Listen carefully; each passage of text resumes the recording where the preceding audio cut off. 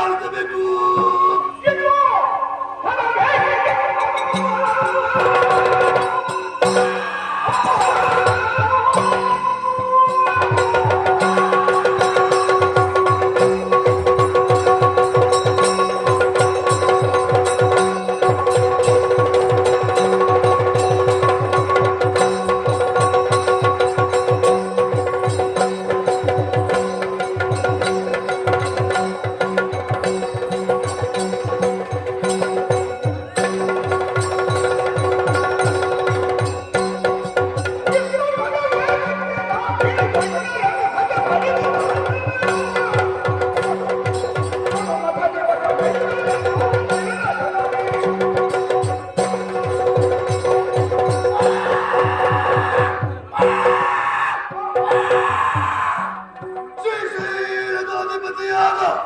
ನಾನೇ ವೃಷಭಾಸುರ. ಸ್ವರ್ಗದ ಮೇಲೆ ಆಸೆ ಆಯಿತು, ಸ್ವರ್ಗಕ್ಕೆ ಗಾಳಿಯನ್ನು ಕಾಯ್ತು, ಸುರ ಪೀಠವನ್ನೇ ಸೂರಗಂಡೆ. ಆದರೆ ಶ್ರೀಶೈಲದಲ್ಲಿ ಇದ್ದಿದ್ದು ಬೇಸರವಾಯಿತು, ಇಲ್ಲೇ ಕಾನನದಲ್ಲಿ ಬೇಟೆಯಾಡಲು ಮನಸವಾಯಿತು. ಹಾಗಾಗಿ ಬೇಟೆಯಾಡಲು ತರುತ್ತೇನೆ.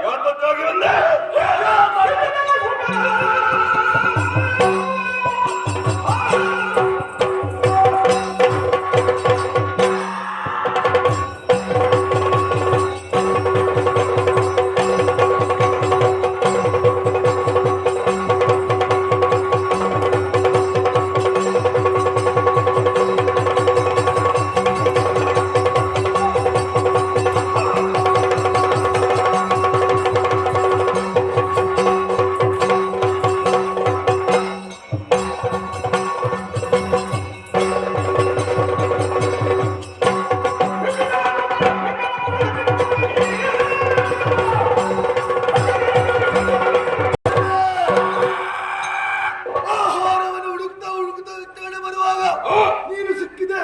ಈಗ ಜಾಸ್ತಿ ಮಾತನಾಡಬೇಡ, ಆಹಾರವಾಗು.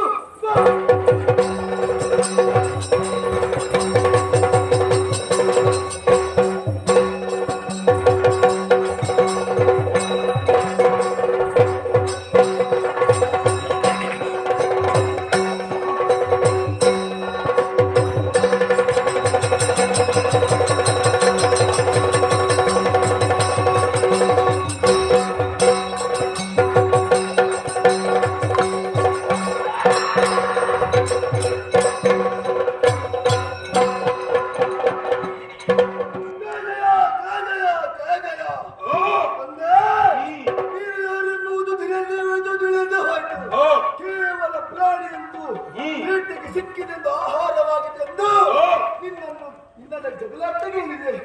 ಸ್ವಾಮಿ, ನೀನು ಯಾರೆಂಬುದನ್ನು ತಲೆಗೆ ಗೊತ್ತಾದಾಗ ಶರಣಾದೆ. ಸ್ವಾಮಿ, ಬಂಧಿಸು. ನೀನು ಯಾರೆಂಬುದನ್ನು ಈ ಸಂದರ್ಭದಲ್ಲಿ ಅರ್ಥೈಸಿಕೊಂಡವ ನೀನಾಗಿ ನಾನು ಯಾರೆಂಬುದನ್ನು ಅರಿತುಕೊಂಡೆ. ಈ ಸಂದರ್ಭದಲ್ಲಿ ವೃಷಭಾಸುರನಾದಂತ ನೀನು ಇನ್ನು ಮುಂದೆ ಇಲ್ಲಿರುವುದು ಸರಿಯಲ್ಲ.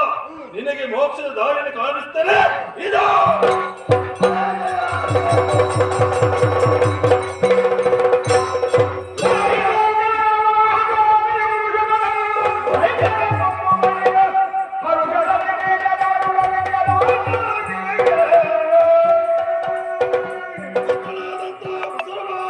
ಮೋಕ್ಷದ ದಾರಿಯನ್ನು ಕಾಣಿಸುತ್ತಿದ್ದೇನೆ. ಇನ್ನು ಮುಂದೆ ಈ ನನಗೆ ಕೀರ್ತಿಯನ್ನು ಪಡೆದಂತಾಗಲಿ.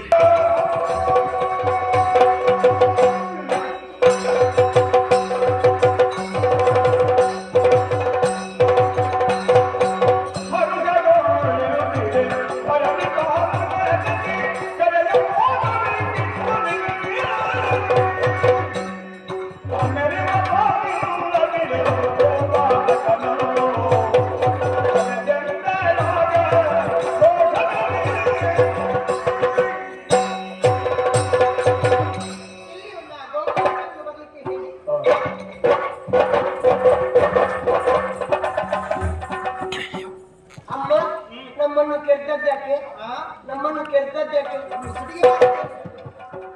ಸರಿ, ಮಾತಾಡ್ಲಿಕ್ಕೆ ಬರುದಿಲ್ಲ ನನಗೆ. ನಮ್ಮನ್ನು ಬರ್ಲಿಕ್ಕೆ ಇದ್ರಲ್ಲ, ಕರ್ತದ್ದು ಯಾಕೆ?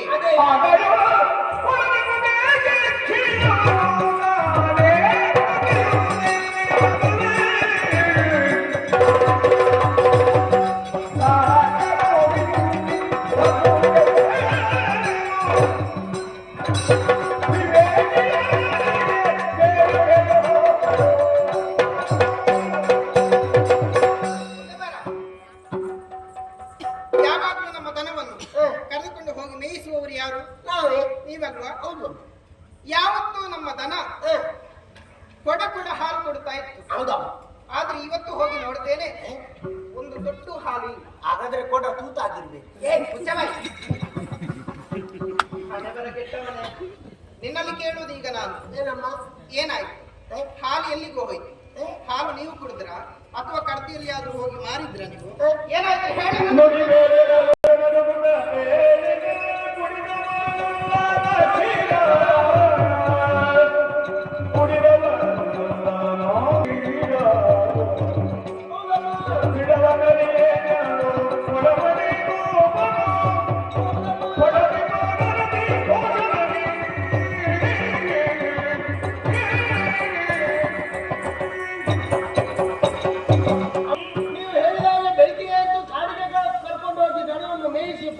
ಹಟ್ಟಿಗೆ ಕಟ್ಟಿ ಹಾಲನ್ನು ಕರೆದು ಕೊಡುವವರು ನಾವಮ್ಮ. ಆದ್ರೆ ಹಾಲು ಏನಾಯ್ತು ಅಂತ ನಮಗ್ ಗೊತ್ತಿಲ್ಲಮ್ಮ.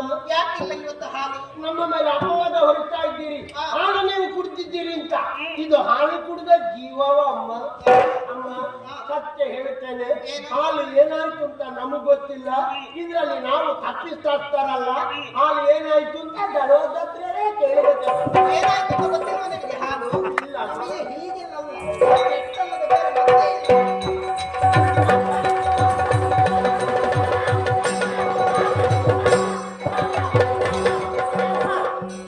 ಮರ್ಯಾದೆಯಲ್ಲಿ ಹೇಳ್ತಾ ಇದ್ದೇನೆ ನಾನು.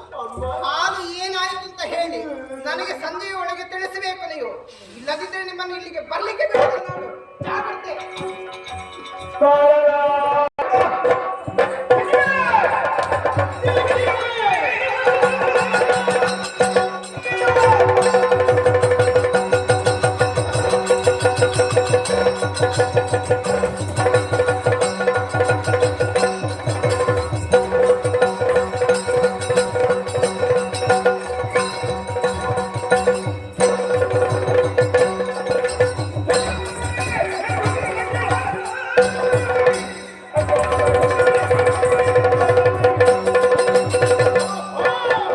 ಈಗ ವಿಷಯ ಇಷ್ಟರವರೆಗೆ ಹೊಟ್ಟೆಗೆ ಕಡಿಮೆ ತಿಂತದೆ ಅಂತ ಲೆಕ್ಕ ಹಾಕಿದ್ರೆ ತಿನ್ನಂತ ಹಾಲಿನ ಪ್ರಭಾವ ಇದಲ್ವಾ?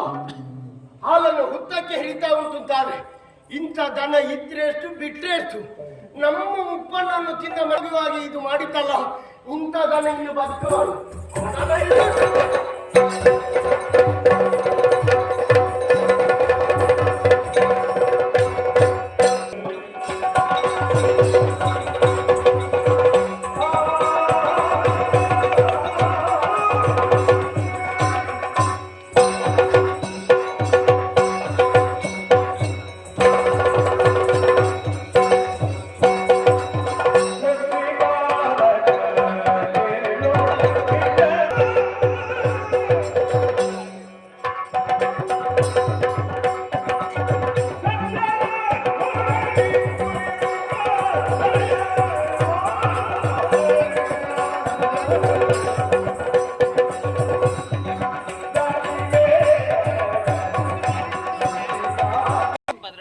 ಇದೆ ಎಂಬುದಾಗಿ ಅರ್ಥವಾಯಿತು. ಯಾಕೆ ದಿನನಿತ್ಯ ಮನೆಗೆ ಬೇಕಾದಂತಹ ಹಾಲನ್ನು ಗೋಪಾಲಕರು ತಂದು ಕೊಡುವಂತದ್ದು ಇದ್ದದ್ದೇ. ಆದರೆ ನಮಗೆ ಬೇಕಾದಷ್ಟು ಹಾಲು ಸಿಗುತ್ತಿಲ್ಲ ಎಂಬ ಕಾರಣಕ್ಕಾಗಿ ನನ್ನ ಮನದಿಯಾದಂತಹ ನನ್ನ ರಾಣಿ ಹೇಳಿದ ಮಾತು ಏನಿದ ಆಶ್ಚರ್ಯ. ಕಪಿಲದನವನ್ನು ಕೊಡುವಂತಹ ಹಾಲು ಅಮೃತಕ್ಕೆ ಸಮಾನ, ಅಂತಹ ಹಾಲನ್ನೇ ನಾವು ಬಳಸುತ್ತಿದ್ದೇವೆ. ದಿನದಲ್ಲಿ ಸಿಗಬೇಕು. ಗುಡ್ಡ ಪ್ರದೇಶದಲ್ಲಿ ಒಂದು ಹುತ್ತಕ್ಕೆ ಹಾಲನ್ನೆರೆಯುತ್ತಿದೆ. ಇದು ನಂಬಬಹುದೇ ಅಥವಾ ನಂಬಬೇಕಾದಂತಹ ವಿಷಯವೇ? ಸಾಧ್ಯವಿಲ್ಲ. ಏನು ಎತ್ತ ಎಂಬುದನ್ನು ನೋಡುವುದಕ್ಕಾಗಿ ನಾನೇ ಸ್ವತಃ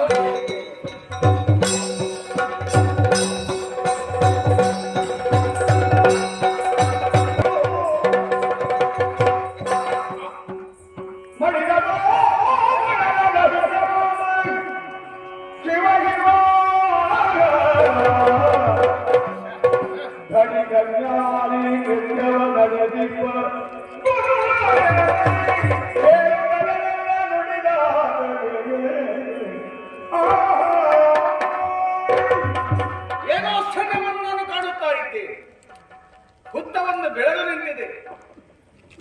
ಕಪಿಲದನ್ನ ಅದರ ಸಮೀಪದಲ್ಲಿ ನಿಂತು ಹಾಲನ್ನು ಎರೆಯುತ್ತಾ ಇದೆ. ಇದು ಆಶ್ಚರ್ಯವೇ ಸರಿ. ಅನಾವಶ್ಯಕವಾಗಿ ಗೋಪಾಲಕರನ್ನು ದಂಡಿಸಿದೆ, ಬೈದೆ, ಹೊಡೆದೆ. ಯಾವುದೋ ರೀತಿಯಲ್ಲಿ ಹಾಲನ್ನು ಕಳ್ಳತನದಿಂದ ಮಾರಾಟ ಮಾಡುತ್ತಿದ್ದರು ಅಥವಾ ಸ್ವತಃ ಬಳಸಿಕೊಳ್ಳುತ್ತಿದ್ದರು ಎಂಬ ಹಾಗೆ ನೋಡಿದರೆ ಏನು ಆಶ್ಚರ್ಯವಿದೆ. ತಾನಾಗಿ ಕೆಚ್ಚಲಲ್ಲಿದ್ದಂತಹ ಹಾಲು ಹುತ್ತಕ್ಕೆ ಬೀಳುವುದೆಂದರೆ ಏನು? ಈ ಹುತ್ತದ ಒಳಗಡೆ ಯಾವುದೋ ಒಬ್ಬ ಮಾಂತ್ರಿಕ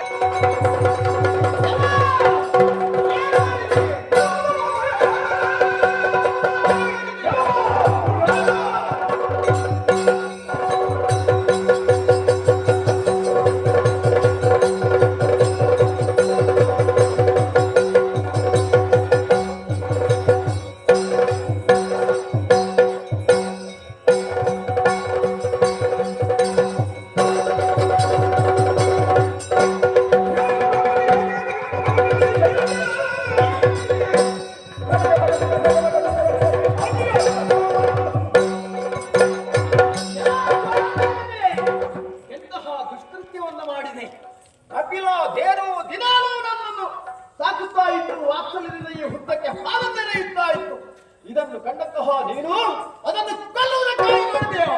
ಪೈಶಾಚಿಕ ಕೃತ್ಯವನ್ನು ಕೈದೆಯಾ ನೀನು?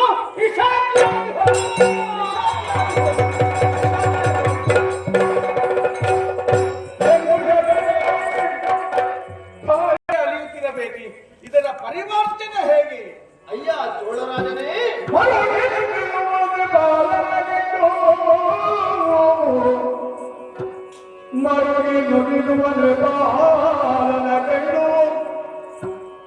ಕರುಣಾಗರನಿಂದ ದಯಗೆ ಚಿಂತಿಸಲೇನು ಫಲವು ಏನು ಫಲ? ಚಿಂತಿಸಲೇನು ಫಲವು ನಾಗೊರೆದ ನುಡಿ ತಪ್ಪರಾಗಲು ಕೈಗಿನೋ ಅನುಭವಿಸು.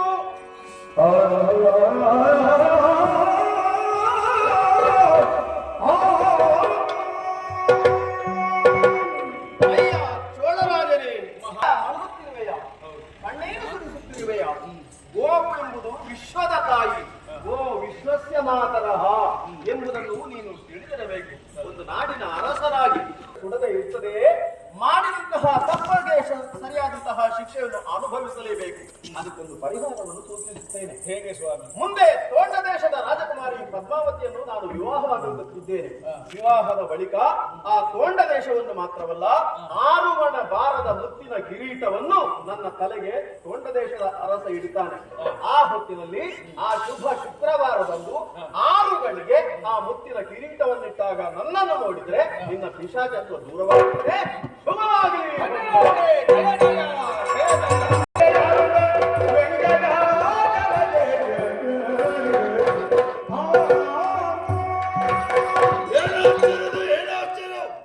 ಬೇಟೆಯಾಡುತ್ತಾ ಮುಂದೆ ಮುಂದೆ ಬರುತ್ತಿರುವಂತಹ ಸಂದರ್ಭ ಯಾವ ಒಬ್ಬ ವ್ಯಕ್ತಿಯನ್ನು ಕಾಣುತ್ತಾ ಇದ್ದೇನೆ.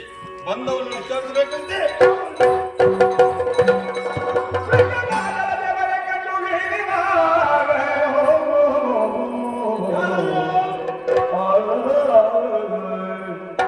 ಅಯ್ಯೋ, ನಿನ್ನನ್ನು